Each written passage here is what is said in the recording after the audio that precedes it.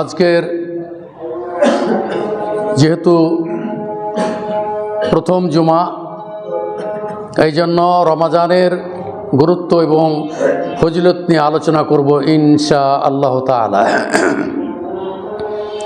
এই বিষয়ের সাথে সম্পৃক্ত যে হাদিসগুলি আমি চয়ন করেছি, বুখারী সূরা বাকারার 183 নম্বর আয়াত, যেটা তেলাওয়াত করলাম আপনাদের সামনে, এবং বুখারী বর্ণিত হাদিস 1899, বুখারী বর্ণিত হাদিস 2014 নম্বর হাদিস, বুখারী বর্ণিত 57 নম্বর হাদিস, আবু দাউদ বর্ণিত হাদিস 2350 নম্বর হাদিস, তিরমিজি বর্ণিত হাদিস 682 নম্বর হাদিস, তিরমিজি বর্ণিত 2616 নম্বর হাদিস, সহিহ তারগিবের 980 নম্বর, 81 নম্বর, 83 এবং 86 নম্বর হাদিস। আরও অনেক হাদিস আছে। এই বিষয়ের সাথে যতদূর সম্ভব আমি আমার এই সংক্ষিপ্ত খুতবার মধ্যে কোরআন এবং এই হাদিসগুলো আপনাদের সামনে এক এক করে আমি উপস্থাপন করব। ওমা তাওফীকি ইল্লা বিল্লাহ। রমজান মাস আল্লাহ তাআলার একটি বিরাট নিয়ামত আমাদেরকে দিয়েছেন, এবং আমাদের মাঝ থেকে বহু ভাই, অনেক লোক আমাদের মাঝে এখানে ছিলেন মুসল্লি, তারাও দুনিয়া থেকে তারা বিদায় নিয়েছেন। তাদের জন্য দোয়া করি আল্লাহ যেন তাদেরকে জান্নাতুল ফেরদাউস নসিব করেন। এবং আমরা যারা বেঁচে আছি, এটি আমাদের জন্য সৌভাগ্যের বিষয় যে রমজান পেয়েছি আমরা। রমজান পেয়ে ওই সমস্ত মুমিনেরা খুশি হয় যারা সৎ আমল করার আপ্রাণ চেষ্টা করে। যেমন আমরা 5 ওয়াক্ত সালাত, তো এটা 12 মাসেই পড়তে হবে। রমজান মাসে সালাত পরিত্যাগ করে কেউ সিয়াম রাখলে সিয়াম হবে না, স্পষ্ট এটা জিনিস। কারণ সালাতটা হচ্ছে ফরজ, এক ফরজ আদায় করতে গিয়ে আর এক ফরজকে ছেড়ে দেওয়া, এই জন্য কোনো সফলতা অর্জন করতে পারবে না। অনেক ভাই আছে দেখা যায় যে রমজানে সিয়াম পালন করে অথচ সালাত আদায় করে না। তাহলে আর সিয়ামের কোনো মূল্য আছে? যেখানে আল্লাহ তাআলা নিজেই বলছেন যে জাহান্নামে যখন দেওয়া হবে তখন বলা হবে, কেন তুমি জাহান্নামী? বলে লাম নাকু মিনাল মুসাল্লিন, আমি সালাত আদায় করতাম না, নামাজ পড়তাম না। তাহলে নামাজ, সালাত, এটি যতদিন আপনি বেঁচে থাকবেন এবং ভয় ভীতি অবস্থাতেও, অসুস্থ অবস্থাতেও যতক্ষণ জ্ঞান থাকবে ততক্ষণ পর্যন্ত সালাত মাপ নাই। তাহলে আপনি সুস্থ শরীরে সিয়াম পালন করছেন, যেটি কঠিন জিনিস, অথচ সালাত আদায় করাটা খুবই সহজ জিনিস, সেটা আপনি করছেন না, সিয়াম পালন করছেন। আপনারা যারা এই ধরনের কাউরিতে অভ্যাস থাকে, আপনাদের প্রতি আমার উপদেশ থাকবে, নসিহত থাকবে যে অবশ্যই আপনারা সিয়াম পালন করার সাথে সাথে অবশ্যই 5 ওয়াক্ত সালাত আপনাদেরকে আদায় করতে হবে, এর কোনো বিকল্প নেই।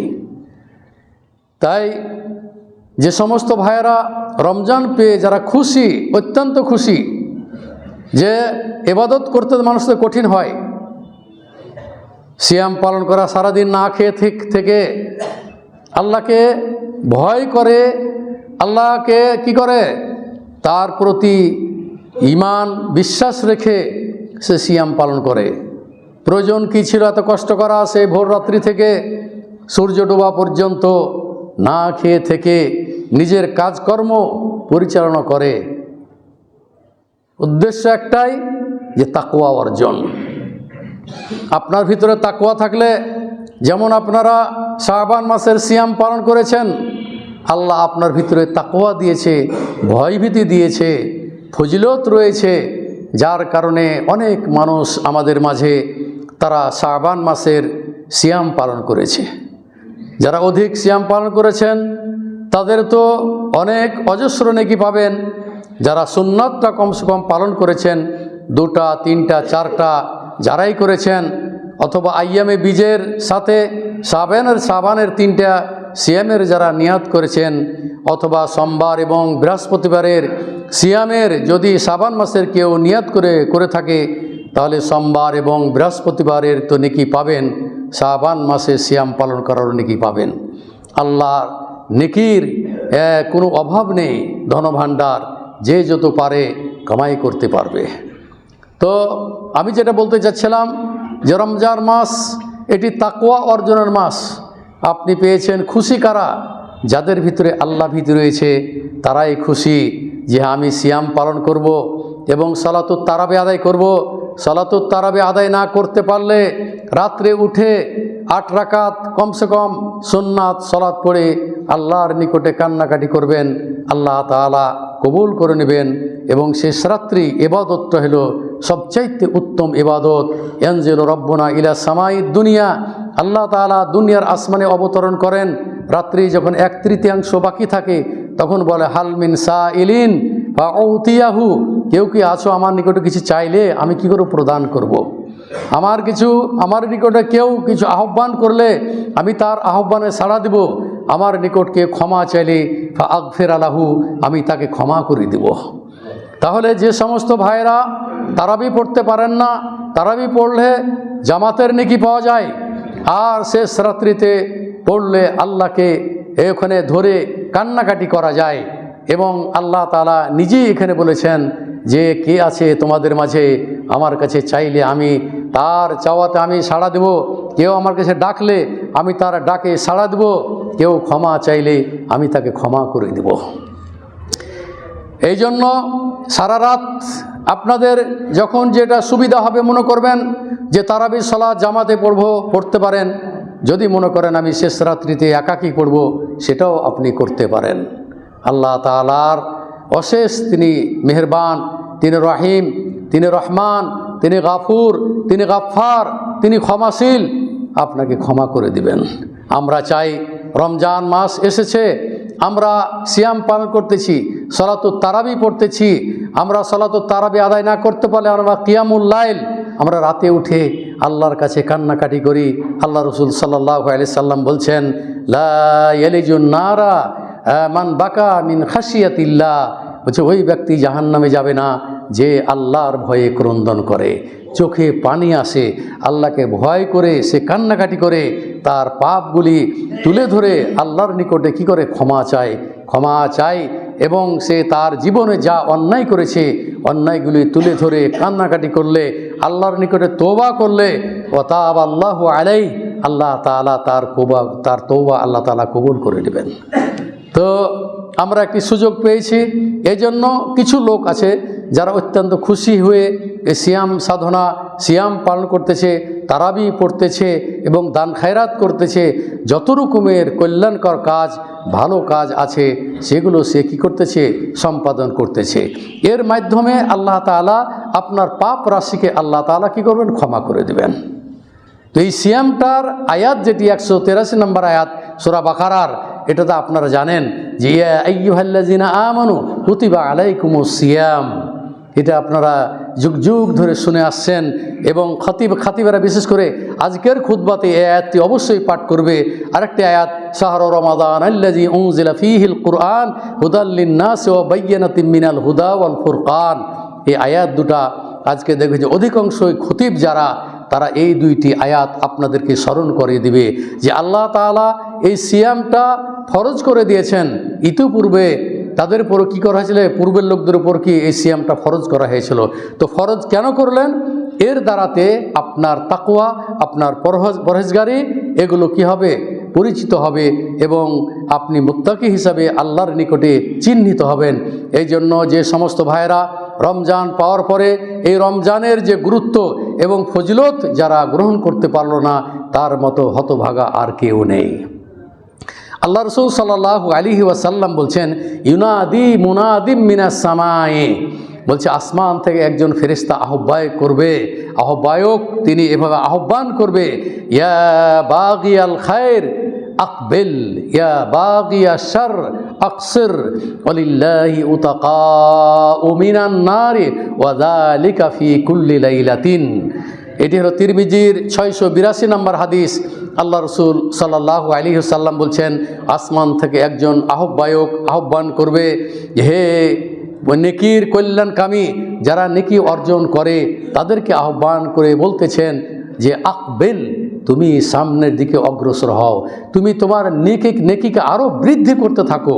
যতদূর সম্ভব রমজানের শেষ রাত্রি পর্যন্ত তুমি কী করো, কল্যাণকর কাজগুলি তুমি সম্পাদন করো, নেকির কাজ করো, ভালো কাজ করো, দরিদ্র গরিব মানুষের পাশে দাঁড়াও। যারা এই গরিব মানুষ খেতে পায় না তাদেরকে আপনারা ইফতারি দেওয়ার ব্যবস্থা করবেন।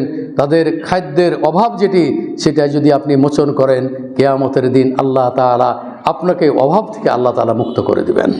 এবং যে ব্যক্তি কোনো মুমিনের দুরবস্থায় যদি তার পাশে দাঁড়ায় তাহলে আল্লাহ তাআলা কিয়ামতের দিন আপনার পাশে দাঁড়াবে।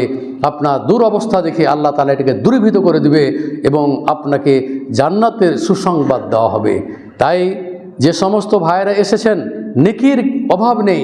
রমজান মাসে অনেকগুলো নেকি যেগুলো আছে ধারাবাহিকভাবে আমি আলোচনা করব ইনশাআল্লাহ তাআলা।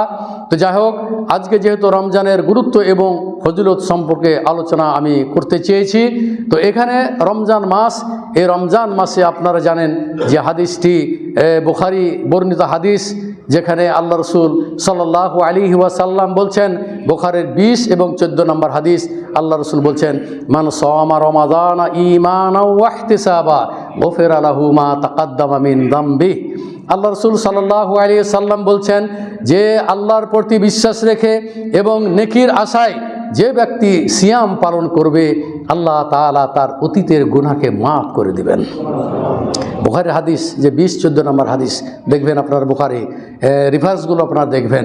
আমি যে বক্তব্য দিই, আমি এই রেফারেন্সগুলো মুখস্থ করেছি এই জন্য যে আমার বক্তব্য শুনে অনেকেই এগুলো নোট করে, এবং এই খুতবা অবস্থাতে কোনো ক্রমে আপনারা মোবাইল দেখে এগুলো মিলানোর কেউ চেষ্টা করবেন না। আপনারা খুতবা শোনার পরে তারপরে আপনারা মিলানোর চেষ্টা করবেন। খুতবা শোনাটাও গুরুত্বপূর্ণ, এটি সালাতের একটি অংশ। অতএব আল্লাহ রসুল সাল্লাল্লাহু আলাইহি সাল্লাম যখন খুতবা দিতেন তখন সাহাবারা রাসূলুল্লাহ সাল্লাল্লাহু আলাইহি ওয়াসাল্লামের দিকে চেয়ে থাকতেন, তার দিকে তাকিয়ে থাকতেন এবং মনোযোগ সহকারে তারা খুতবা শ্রবণ করতেন, তারা খুতবা শুনতেন। তো খুতবার সময় কোনো সময় আপনার অমনোযোগ হয়ে আপনি ঘুম আসতেছে বা আপনার তন্দ্রা আসতেছে, এগুলো যদি হয় তাহলে আপনি জায়গা চেঞ্জ করবেন। যদি ঘুমাতে গিয়ে বসে বসে যদি পড়ে যান মাটিতে, তাহলে গিয়ে উজু করে পুনরায় মসজিদে আপনি প্রবেশ করবেন। তখন মানে একটা গভীর ঘুমের মধ্যে আপনি নিমজ্জিত হয়ে গেছিলেন। অতএব এই ধরনের অবস্থা সৃষ্টি হয় যদি পড়ে যান, এবং যদি একটু ধাক্কা টাক্কা লাগে তাতে উজু নষ্ট হবে না, কিন্তু একবারে যদি পড়ে যান তার মানে যে আপনার উজু নষ্ট হয়ে যাবে। তাই খুতবা মনোযোগ সহকারে শুনতে হবে।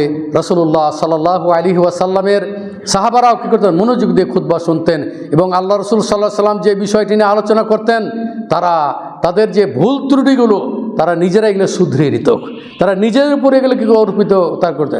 এখন যদি কোনো বক্তব্য দেওয়া যায় তখন বলে যে হয় না হয় আমার বিরুদ্ধে বক্তব্যটা দিয়েছে। মানুষের সব সময় বদ ধারণা থাকে, কিন্তু না, এটা নিজে মনে করলে তবে এই দোষ ত্রুটি, এই ত্রুটি আমার মধ্যে আছে, আমাকে এর ব্যাপারে সংশোধন হতে হবে। যেমন সালাতের কথা বললাম, যেমন সিয়ামের কথা বললাম। তারপরে এই রমজান মাস পাওয়ার পরে যারা কি করে, নিজের মাল, নিজের সম্পদকে তারা কি করে ভালোবেসে আল্লাহর পথ থেকে তারা বিচ্যুত হয়ে যায়। আপনারা খেয়াল রাখবেন, মানুষ মরণশীল, যে কোনো মুহূর্তে যে কোনো সময়তে আপনার মৃত্যু আসতে পারে। ফাইদা জা আজালুহুম লা ইস্তাখিরুনা সাআতাম ওয়া লা ইস্তাকদিমুন। সূরা নাহালের 61 নম্বর আয়াত, সূরা ইউনূসের 49 নম্বর। আপনারা দেখবেন যে যখন আপনার মৃত্যুর নির্দিষ্ট সময় যখন এসে যাবে তখন আর আগ পিছ হবে না, ওই সময়তে আপনার মৃত্যু হবে। তো আপনি এখন সুস্থ আছেন, বাড়ি গিয়ে আপনার যে কোনো সময়তে একটা দুর্ঘটনা ঘটে যেতে পারে, যে কোনো হয়তো আপনার হার্ট অ্যাটাক হয়ে যেতে পারে, হয়তো ব্রেন স্ট্রোক হয়ে যেতে পারে, আরও জটিল অসুখ হয়ে যেতে পারে, হয়তো আপনি এটা উপলব্ধি করতে পারবেন না। এমন অসুখ হয়ে যাবে যে আপনার ক্যান্সার হয়ে গেছে, ব্লাড ক্যান্সার হয়ে গেছে, আরও অনেক কিছু যেগুলো জটিল রোগ, সেগুলো হয়ে যাওয়া, এটা কারোর ক্ষমতা নাই রোধ করা। আল্লাহ যদি দিয়ে দেয় তাহলে আর কারোর ক্ষমতা নেই, একমাত্র আল্লাহ তাআলা যদি তাকে শেফায় দান করেন তাহলে সে আরোগ্য দান করবে। এর জন্য আল্লাহ রাসূল সাল্লাল্লাহু আলাইহি সাল্লাম বলছেন, লিকুল্লি দাইন দাওয়াউন, প্রত্যেক অসুখের জন্য আল্লাহ তাআলা ওষুধ সৃষ্টি করেছেন। প্রত্যেক অসুখের জন্য আল্লাহ তাআলা কি করছেন? ওষুধ সৃষ্টি করেছেন।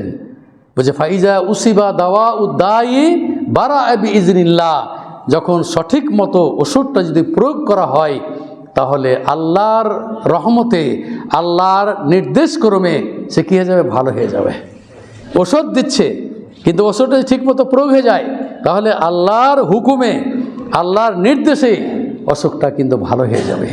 অনেক জটিল অসুখ আছে যেগুলো মানুষ মনে করে যে আর বাঁচবে না, কিন্তু আল্লাহ যদি ওকে বাঁচিয়ে রাখে তাহলে ওকে আর কেউ মারতে পারবে না। খুব অনেক ডাক্তার বলে যাও তোমার হায়াত শেষ, এখন বাড়ি গিয়ে যা কিছু খাওয়ার খেয়ে নাও, কিন্তু আল্লাহ তোকে বাঁচিয়ে রাখে, যেইভাবে হোক সে কি বেঁচে যাবে। তো মানুষ মরণশীল, কখন কার মৃত্যু আসবে, এই জন্য মৃত্যুকে আপনারা সব সময় ভয় করার চেষ্টা করুন। আকসেরু মিন যিকরিল হাজিমিল লাজ্জাত আল মউত, তোমরা এই জীবনের স্বাদ কর্তনকারী এই মৃত্যুকে তোমরা ভয় করো।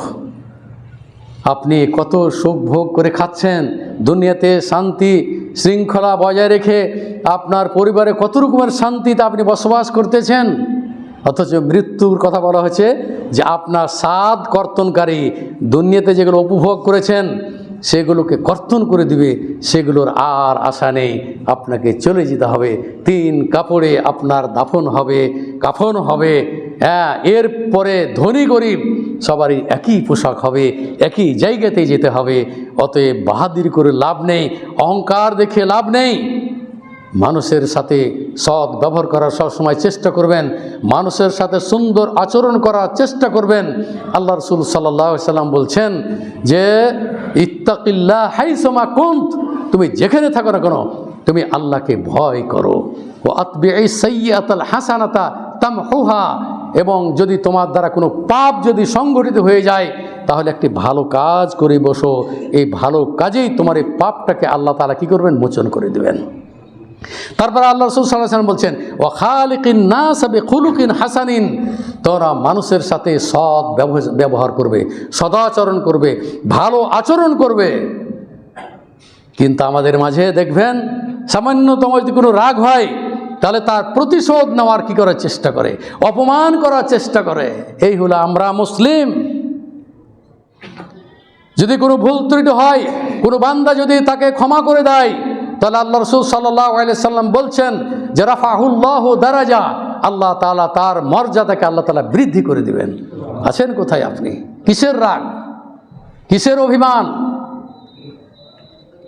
আপনাকে সংশোধন হতে হবে। মুসলিম ভাইয়ের সাথে যদি কোনো সময় কোনো জিনিস নিয়ে বিরোধ হয়, মুসাফার মাধ্যমেই সেটাকে আপনারা দূরীভূত করবেন।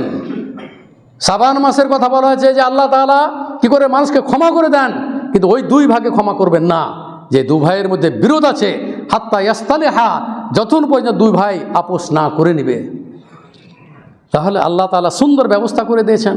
কিন্তু আমরা আজকে ভাই ভাই হানাহানি, ভাই ভাই মিল নাই, ভাই বোনে মিল নাই, পিতা পুত্রে মিল নাই, সমাজের মধ্যে মিল নাই। এই তো হলো আমরা মুসলিম। তাই আসুন আল্লাহকে ভয় করো, ইত্তাকুল্লাহ হাইসুমা কুনত, আল্লাহকে ভয় করো যেখানেই তুমি থাকো না কেন। এবং যদি তোমার কোনো পাপ যদি সংঘটিত হয়ে যায় তাহলে তুমি কি করো? একটি ভালো কাজ করো, এই ভালো কাজেই তোমার এই পাপটাকে আল্লাহ তাআলা মোচন করে দেবেন।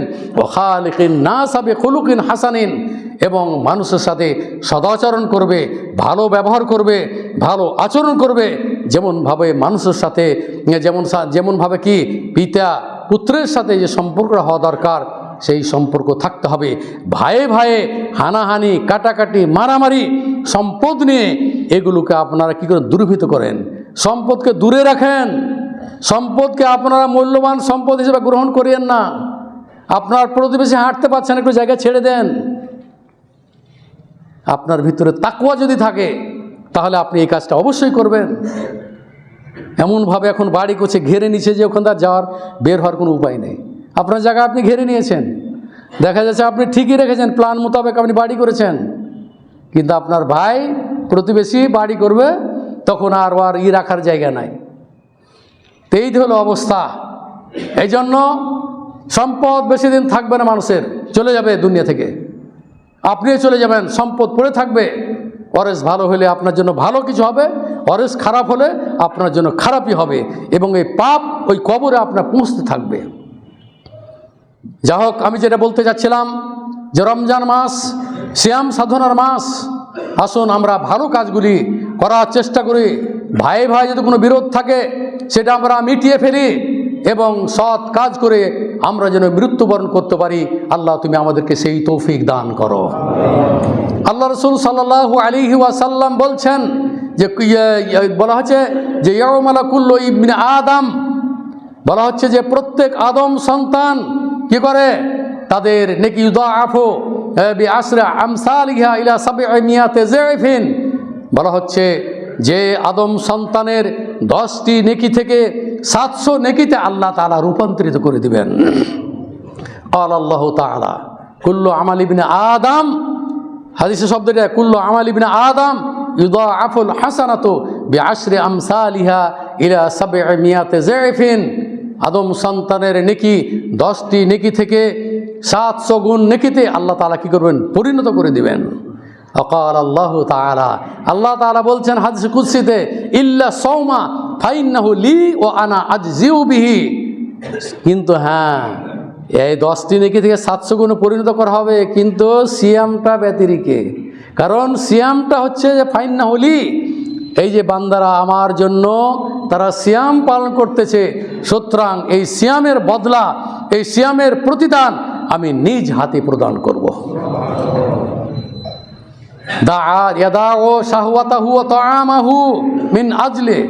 মিন আজলি বলা হচ্ছে যে তার প্রবৃত্তি এবং খাদ্য আমার কারণে সে কি করেছে, পরিহার করেছে, পরিত্যাগ করেছে। সিয়াম জুন্নাতুন, বলছে সিয়ামটা হলো ঢাল স্বরূপ, জাহান্নামের ঢাল। জাহান্নামে যে যাবে না ওই সমস্ত সাইমেরা, ওই সমস্ত রোজাদাররা জাহান্নামে যাবে না, ওদের জন্য বলা হয়েছে যারা সিয়াম রাখে। আল্লাহ রাসূল সাল্লাল্লাহু আলাইহি সাল্লাম বলছেন আসিয়ামু জুন্নাতুন ফাইদা কানা ইয়াউমে সাওমি আহাদিকুম ফালা ইয়ারফাস ওয়ালা ইয়াসখাব ফাইন সাবাহু আহাদুন আও কাতালাহু ফালইয়াকুল ফাইন্নী ইমরুম সায়েম। বুখারীর হাদিস 27 নম্বর হাদিস। আল্লাহ রসুল সাল্লাল্লাহু আলাইহি ওয়াসাল্লাম বলছেন, আল্লাহ তাআলা তো বললেন যে এই সিয়ামের বদলা আমি নিজ হাতে প্রদান করব, আমি নিজ হাতে এটি দেব আমি। কারণ যে সিয়াম তারা পালন করেছে, তাদের মনের প্রবৃত্তি, তারা স্ত্রী সহবাস থেকে বিরত থেকেছে, খাবার থেকে তারা বিরত থেকেছে দিনের বেলাতে, এটা আমার জন্যই করেছে। লিসাইমে ফারহাতান, ফারহাতুন ইনদা ফিত্রিহি ও ফারহাতুন ইনদা লিকাই রাব্বিহি। আল্লাহ রাসূল সাল্লাল্লাহু আলাইহি ওয়াসাল্লাম বলছেন সাইমের জন্য, রোজাদারের জন্য 2টি খুশির মুহূর্ত রয়েছে। একটি হলো ইফতার করার সময়তে, সারাদিন মানুষ না খেয়ে থাকে, তারপরে যখন ইফতার হাজির করা হয় তখন দেখবেন একটা মনের মধ্যে একটা আনন্দ কি হয়, প্রকাশিত হয় যে এই তো কিছুক্ষণের মধ্যে আমি কি করব, সিয়াম, আমি ইফতার করব। আল্লাহ খুশি হয়ে যাবেন সেখানে ওই সময়তে। এই জন্য বলা যে ফারহাতান লিসাইমে ফারহাতান, সাইমের জন্য 2টি খুশির মুহূর্ত রয়েছে। এক ফারহাতুন ইনদা, বলা হচ্ছে ফারহাতুন ইনদা ফিত্রিহি, ইফতার করার সময়তে আনন্দিত হয়। ও ফারহাতুন ইনদা লিকাই রাব্বিহি, যেদিন আল্লাহর সাথে দিদার হবে কিয়ামতের দিন, সেদিন তারা কি হবে, আনন্দিত হবে। বলা খালফু ফাইমিস সাইম আতিয়াবু ইনদাল্লাহি মিন রিহিল মিস্ক। এটা আপনাদের সামনে আমি বলেছি যে এই রোজা রাখার কারণে, সিয়াম পালন করার কারণে মুখের যে একটি দুর্গন্ধ, সেটি আল্লাহর নিকটে মিস্কে আম্বারের চেয়েও তো বেশি কি সুগন্ধি হবে। তারপর আল্লাহ রাসূল বলছেন আসিয়ামু জুন্নাতুন, বলে সিয়াম হলো ঢাল স্বরূপ, জাহান্নাম থেকে রক্ষাকারী হচ্ছে কি সিয়াম। যারা সিয়াম রাখবে, যারা সায়েম, আল্লাহ তাআলা তাদেরকে জাহান্নামে নিক্ষেপ করবেন না। এই সিয়ামে কি করবে, আল্লাহ তাআলা তাকে রক্ষা করবে। এই জন্য আল্লাহ রাসূল বলছেন সিয়ামু জুন্নাতুন ফাইদা ইয়াউমে সাওমি আহাদিকুম, যখন তোমাদের কেউ সিয়াম রাখবে এই সময়তে ফালা ইয়ারফাস, সে যেন গালিগালাজ না করে, ওয়ালা ইয়াসখাব, সে যেন ঝগড়াঝাটি না করে, অশ্লীল ভাষায় গালিগালাজ না করে। ফাইন সাবাহু, যদি কোনো ভাই যদি ঝগড়া করে সিয়ামের মধ্যে বা সিয়াম অবস্থায় কেউ যদি ঝগড়া করে, কেউ যদি মারামারি করে, কেউ যদি গালিগালাজ করে, আল্লাহ রসুল সাল্লাল্লাহু আলাইহি সাল্লাম একটি সুন্দর বাণী আপনাদেরকে শুনিয়ে দিলেন। সেটা হচ্ছে ফালিয়াকুল, সেজের মনে যখন আপনাকে গালি দিচ্ছেন, আপনি যখন সায়েম, আপনি রোজাদার, আপনাকে যখন গালি দিচ্ছে তখন আপনি প্রত্যুত্তর না দিয়ে আপনি বলবেন যে ফাইন্নিমরুন সায়েম, হে ভাই আমি হলাম সায়েম, আমি রোজাদার। কত উত্তম কথা শিখিয়ে দিলেন।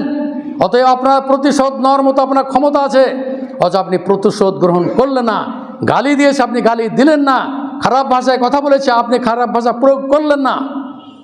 আপনি বললেন কি ভাই আমি সায়েম, আমি রোজাদার।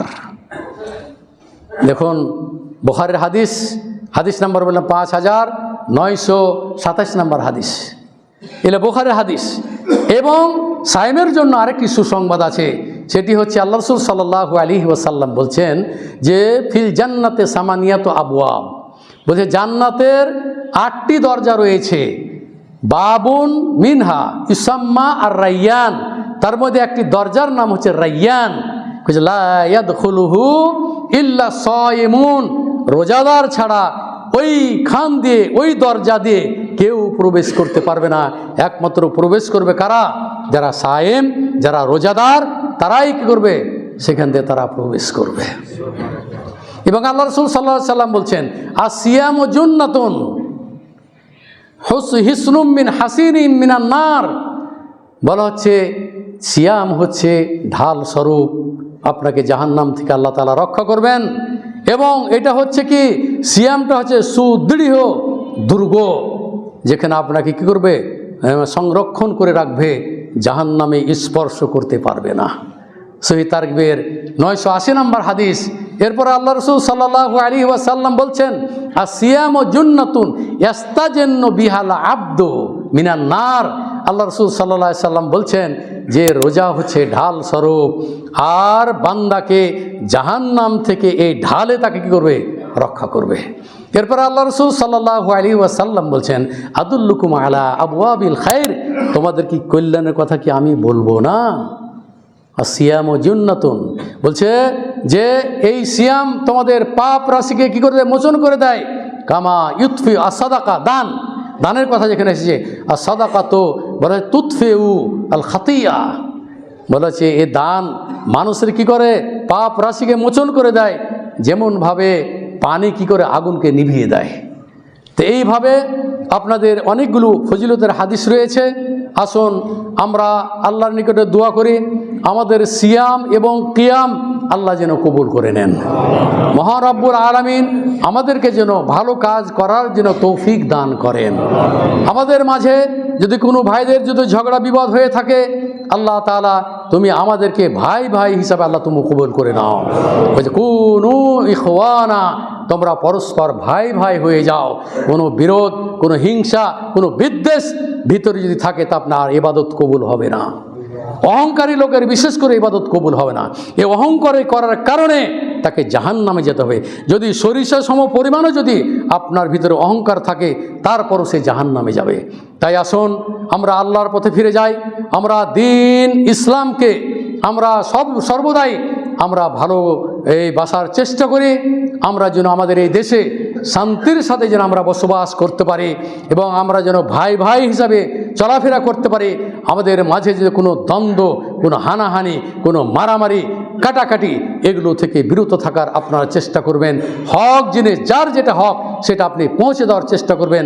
আল্লাহ রাসূল সাল্লাল্লাহু আলাইহি সাল্লাম বলছেন আতে কুল্লা যি হাক্কিন হাক্কাহু, তুমি কি করো? তোমার যেটা হক আছে মানুষের, সেই হককে তুমি কি করো? মানুষকে দিয়ে দাও।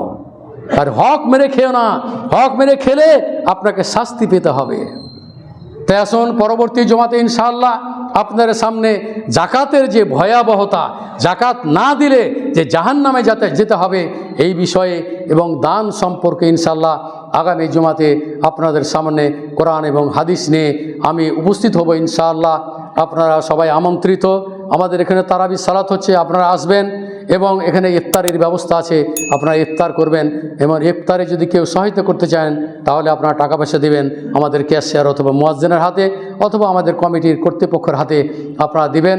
আপনার নিয়মিত এখানে ইফতার খাওয়ানো হয় এবং ইফতার খাওয়ালে এই সায়েমের সমপরিমাণ সে নেকি পাবে। আল্লাহ যেন আমাদেরকে অধিক হারে নেকি পালন করার, নেকি করার জন্য তৌফিক দান করেন, আমিন। রমজান মাসে অনেক ভাই অসুস্থ আছেন, সকলের জন্য দোয়া করি। হে আল্লাহ তাআলা, তুমি আমাদের সকলকে আল্লাহ তুমি মাফ করে দাও। আল্লাহ, যে সমস্ত ভাইরা অসুস্থ আছে আল্লাহ তুমি তাদেরকে দ্রুত সুস্থতা দান করো। এই দোয়া পড়বেন, আজহিবিল বাস রব্বান নাস ওয়াশফি আনতা শাফি লা শিফা ইল্লা শিফাউকা শিফা আল্লাহ ইগাদিরু সাকামা লা বাসা তাহুরুন ইনশা আল্লাহ তাআলা। রমজান মাসে আমাদের অনেক আত্মীয় স্বজন আগেও মারা গিয়েছেন, হয়তো এখনও মৃত্যুবরণ করতেছেন। সকলের জন্য দোয়া করতেছি, আল্লাহ তুমি তাদেরকে কবর আযাব থেকে রক্ষা করো। আল্লাহ তুমি তাদেরকে জাহান্নাম থেকে রক্ষা করো। আল্লাহ তুমি তাদেরকে জান্নাতুল ফিরদাউস নসিব করো। আল্লাহ, আমরা মৃত্যুবরণ করলে, এই রমজান মাসে যদি মৃত্যুবরণ করি, আল্লাহ তুমি জাহান্নামকে তুমি কী করো, এই যে এই সিয়ামকে তুমি ঢাল হিসাবে আল্লাহ তুমি আমাদেরকে জাহান্নাম থেকে রক্ষা করিও। এবং মৃত্যুবরণ করলে মুমিন হয়ে যেন মৃত্যুবরণ করতে পারি, আল্লাহ তুমি আমাদেরকে সেই তৌফিক দান করো। রব্বানা আতিনা ফিদ দুনিয়া হাসানা ওয়া ফিল আখিরাতি হাসানা ওয়া কিনা আযাবান নার। রব্বানা তাকাব্বাল মিন্না ইন্নাকা আনতাস সামিউল আলিম ওয়া তুব আলাইনা ইন্নাকা আনতাত তাওয়াবুর রহিম।